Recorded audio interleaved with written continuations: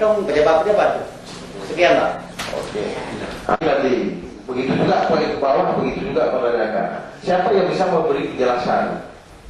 Saya tanya pada forum ini, siapa yang bisa memberi kejelasan? Nggak perlu salah sedikit, nggak masalah. Kita coba. Ini akan kita coba untuk lahirkan kanun. Nanti yang membuat kanun adalah kita semua, bahwa Pak. Apalagi sektor pendidikan ya, kanun harus dilahirkan oleh orang-orang pendidikan. Ya.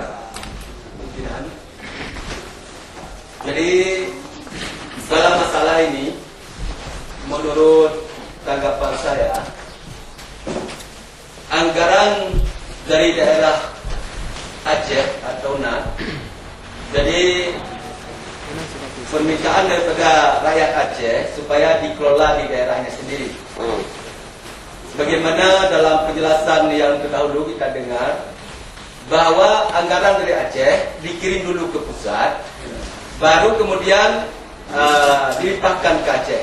Tapi permintaan daripada rakyat Aceh supaya anggaran daripada Aceh, dari Aceh ini dikelola atau disiapkan sendiri untuk kepentingan daerah sendiri. Terima kasih Pak.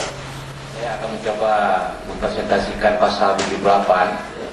Nama saya Marjuki, utusan dari Minputim Kecamatan KW 16. Di mana dalam pasal 78 ini bahwasanya ada hak pemerintah Aceh itu dari hasil bumi dan gas, sebagaimana pasal 181 itu pemerintah Aceh dapat membuat anggaran pendapatan belanja Aceh, itu pasal 2. Dari anggaran pendapatan belanja Aceh itu 30% khusus dialokasikan untuk dana pendidikan.